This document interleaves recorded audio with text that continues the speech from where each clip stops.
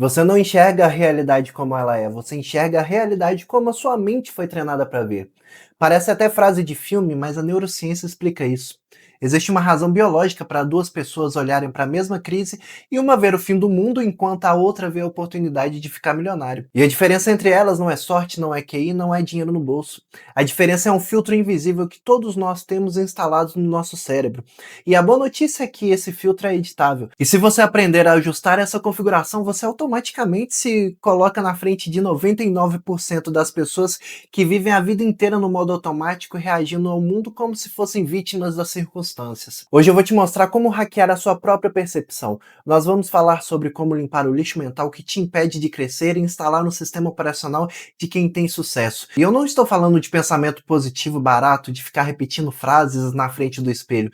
Eu estou falando de mudar a arquitetura de como você processa o mundo. O primeiro pilar para você sair da média é entender o conceito de nutrição mental e neuroplasticidade.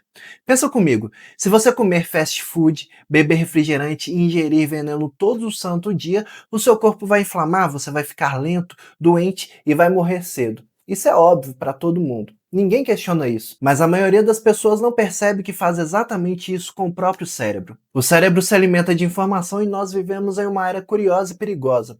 Hoje, com o celular que está na sua mão ou no seu bolso, você tem acesso a mais informações do que o imperador de Roma tinha na biblioteca de Alexandria.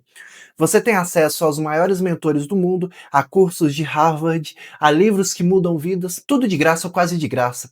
E o que a maioria das pessoas faz com esse superpoder? Elas usam para ver dancinha, briga de político, fofoca de famoso e tragédia.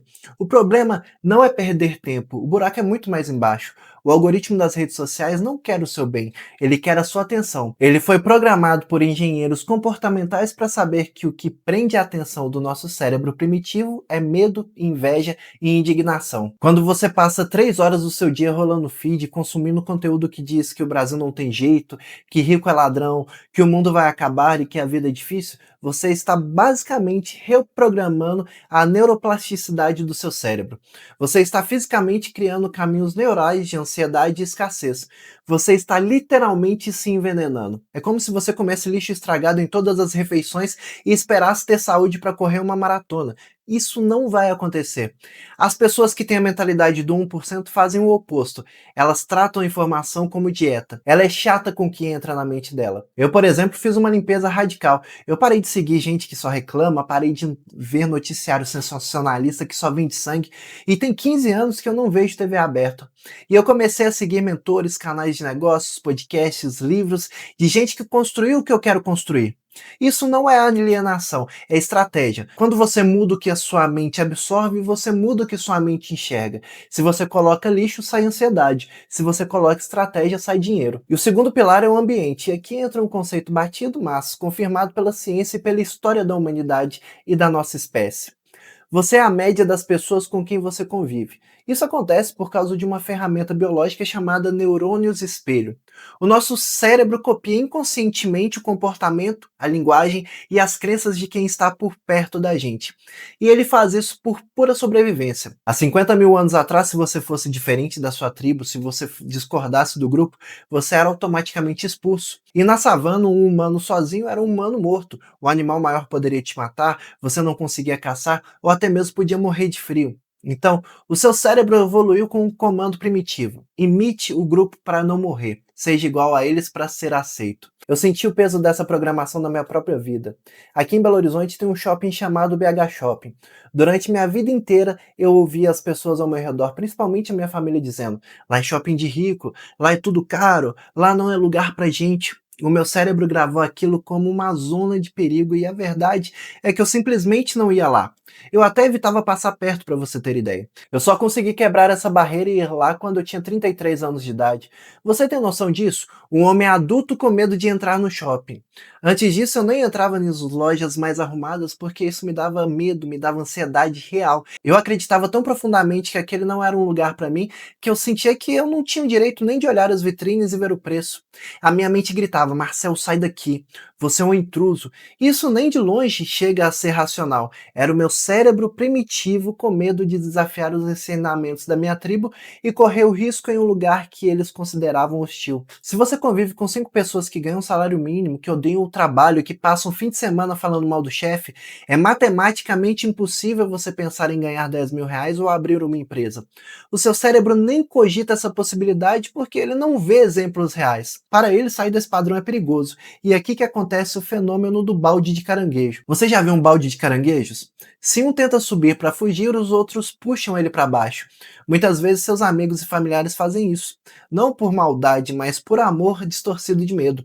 Inconscientemente eles pensam: se ele crescer, ele vai embora da tribo, ele vai nos abandonar. Então eles te puxam de volta para a média para te proteger. Agora, como resolver isso se a gente não pode simplesmente mudar de família ou de cidade hoje? A boa notícia é que o seu cérebro não sabe diferenciar muito bem uma pessoa real e de uma pessoa no seu fone de ouvido. E aqui que está o pulo do gato: você pode forjar o seu próprio ciclo de influência artificialmente. Se o seu bairro te puxa para baixo, a internet pode te puxar para cima. Os seus novos amigos não precisam estar sentados no sofá da sua sala. Um podcast no seu ouvido é uma conversa com o mentor, um livro é uma consultoria com o gênio que talvez tenha até morrido. Um vídeo no YouTube é uma aula particular, basicamente. Quando você passa 2 horas do seu dia ouvindo um bilionário explicar como ele pensa, ou ouvindo alguém que veio do nada e venceu, você está ativando os seus neurônios espelhos com essa nova tribo. Você está absorvendo a mentalidade deles por osmose. Você começa a achar normal falar de investimentos, começa a achar normal querer crescer. Você precisa usar a tecnologia para hackear o seu sistema primitivo. Preencha o seu tempo livre com vozes de onde você quer chegar, até que a voz da escassez na sua cabeça seja abafada pela voz da prosperidade. E o terceiro pilar que amarra tudo isso é a interpretação da realidade, ou que os estoicos chamam de dicotomia do controle. A neurociência provou que o nosso cérebro é uma máquina de buscar significado. A realidade em si é neutra. Os fatos são apenas fatos. É a história que você conta para si mesmo sobre o fato que cria o seu inferno ou o seu paraíso. Vamos supor que começa a chover forte agora.